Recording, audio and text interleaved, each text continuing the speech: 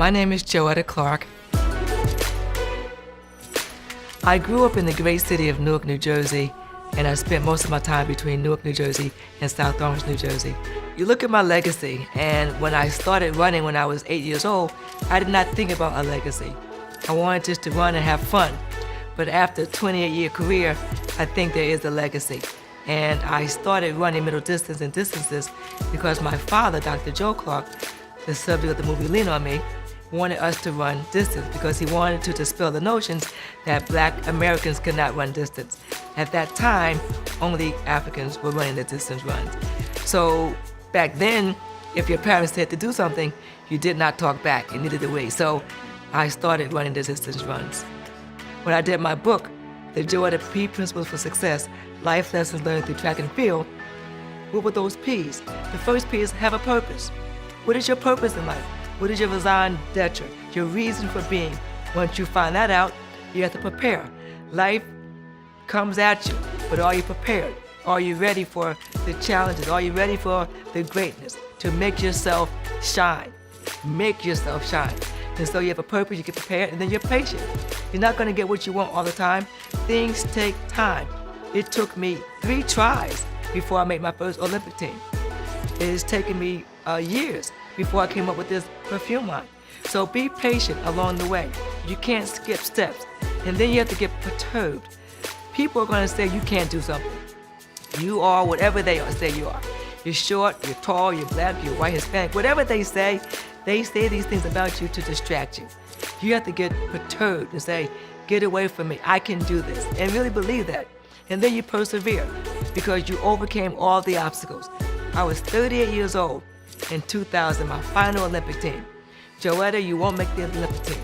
You're too old, you just had a car accident. How are you going to do that?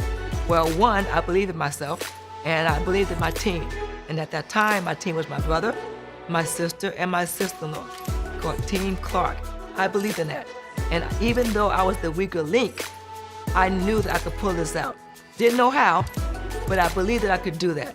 So when I got on that line and started the race in last place, I didn't give up. I kept trying, I kept going after it. Only 3 people make the Olympic team. Not 4th, not 5th, 1, 2, 3. With 100 yards, I was in 4th place. By the yard is hard, by the inch is a cinch. So every step I took toward the finish line, I knew I had to catch this young lady.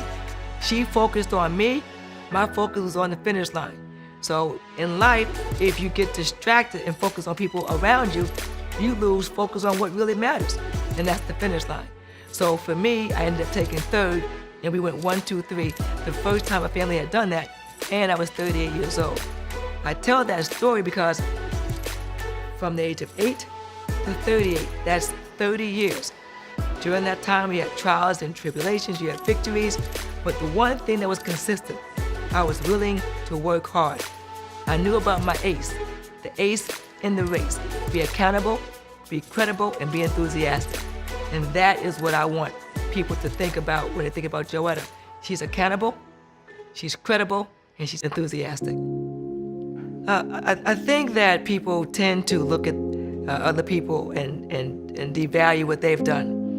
Everybody is not going to do what I've done, and there are people doing far greater things than I am. But it doesn't take away from what I've done. So I ask everyone to try to look at what you've done, because it's what you've done that's going to get you further along the line. When I'm having those moments when I'm questioning my ideas or what I want to do, I think about what I've already done. Because if I did it once before, I can do it again. And I always say, it'd be nice if you want to do something or if you have to do something.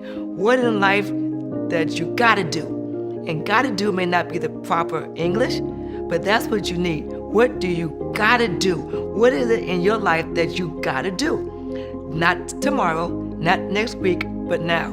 If you look at my race from 2000, I gotta get from 8th place to 3rd place.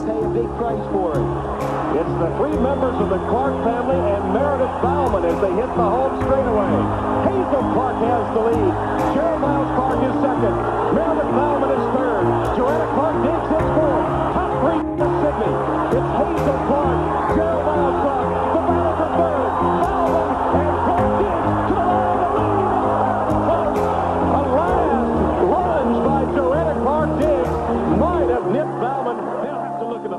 So what in life do you gotta do? And when you do that, you can't look back and change your mind. So when you make a decision that you're going to do something, don't change your mind in the middle. Because when you do that, it kind of deflates the gotta do. Because the gotta do is in your heart. You know you gotta do that. And you know how to do it because you've done things before. So you use those as ladders to help you get to your next step. When you're ready, when it's your time, you have to show up. And don't blame anyone when you don't. And when you show up, you have to show out. So that's what I want to do in life. I wanted to do as an athlete, and that's what I want to do in business. I want to be able to show up and show out. So when I leave here, my legacy will be that Joetta cared, she was kind, she worked hard, and wherever she was, you knew she was there because she showed out, not for herself, but for the people that she was speaking for, the people that she was helping, and the people that she believed in. I'm often asked about a legacy and what does that mean to me. Legacies are important for every family.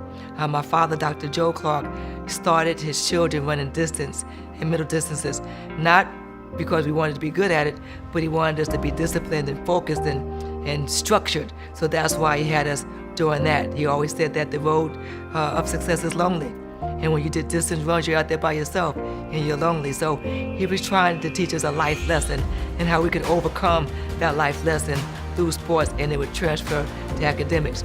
My mother, Joetta, was an entrepreneur in the city of Newark. She had a business, and the riots came through in 1967, but she kept her business, and she went on to be a cosmetologist for over 50 years, actually. So that was the parents. And then you had me. I often tell my parents, because of me, they are.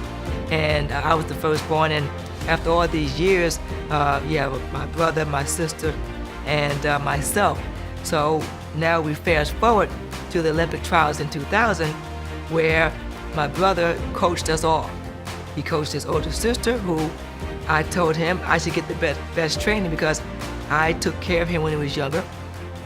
He coached his younger sister, who he said needed him because she was the baby.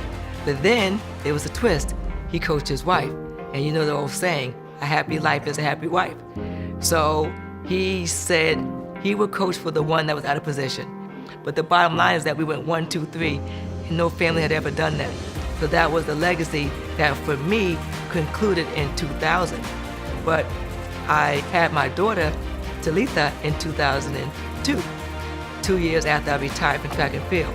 And now we fast forward to her being in high school now and being a star athlete in the state and in the country. So the legacy continues. The seeds were planted by my mother and father. They were watered and nurtured by them. The sunshine was given, the rain, the tears, everything was put into us as kids, as young adults.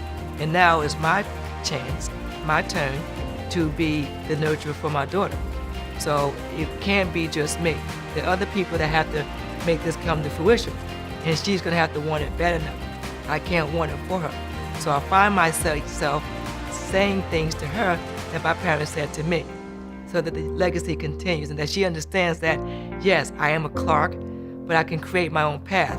You don't have to run distance. As a matter of fact, I tell her she doesn't have to run at all, but she enjoys doing it. So if you enjoy doing that, you have to put the time in, you have to be coachable, listen to your coaches, and you have to be willing to have sacrifices. And so as I get older and look at my daughter, I see so much more of the legacy that still has to unfold.